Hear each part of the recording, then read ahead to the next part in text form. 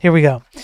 XOXO, stealthy cross-origin context poisoning attacks against AI coding assistants. How does this work? If you have, let's say, well, hang on, I gotta switch cameras here.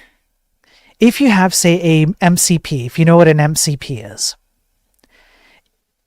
an MCP is essentially like an agent, right? So it works by having raw access to some internal data that you provide the AI system, and then you operate on that data.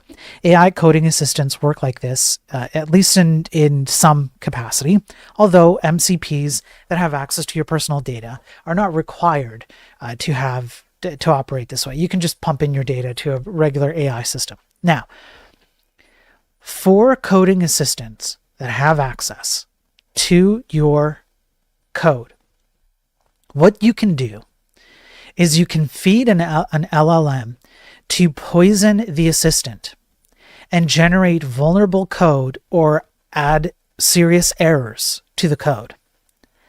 The ability to introduce this kind of an attack, based on this research at least, has a 75.72% attack success rate on average across 5 tasks and 11 models, including Geppetto 4.1 and Claude 3.5 Sonnet v2.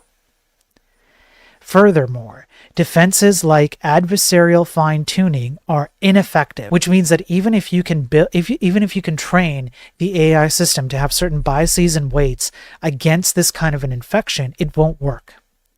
How does it work? Imagine that you are a North Korean hacker and Kim Jong-un says you must infiltrate the West, and you do so by creating a fake LinkedIn resume or profile and a fake resume, and then you go through the hiring process, and somebody wants to hire you, and you do a deep fake video during the interview process, and it all works, and then you gain access to a company.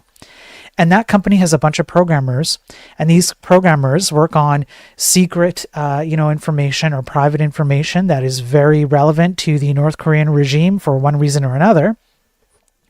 And they use an AI coding assistant, which has access to all of their code. So what you do is, once you're in there and you have access to the same code that they do, you subtly inject very, very minor things. So as an example, use raw queries on the left-hand side is set to true. And then raw queries or use raw queries is deleted. That line is deleted.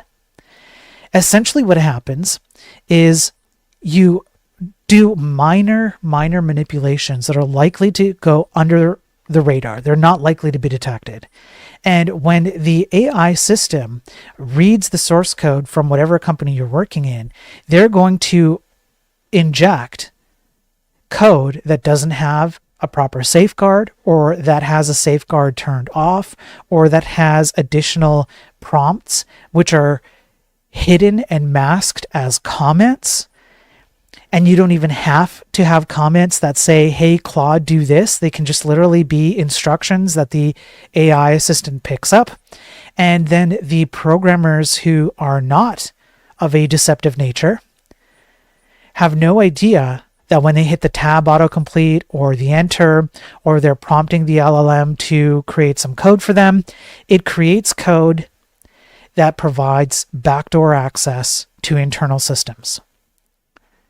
And you can do this with open source code via pull requests. I've covered scenarios like that with actual scientific studies as well in the past. These things are very easy and almost impossible to prevent, at least with current models.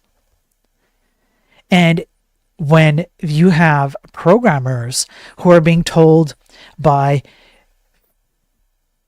whoever they are being told, their managers, their executives, hey, you have to use AI in your systems from now on, otherwise you're going to fall behind, maybe you'll lose your job, the entire premise is flawed. Or when you have your colleagues who do the same thing, they're fully bought in. Essentially, when you have AI cult members who tell you these things, you have no idea when these things are going to be turned against you, because you are placing your trust, much like the people here who place their trust in these AI systems for deeply personal things. You are placing your trust in these systems for deeply personal information. One more time. This is absolutely ridiculous. We're headed towards a very bad path. It's not a good place to be.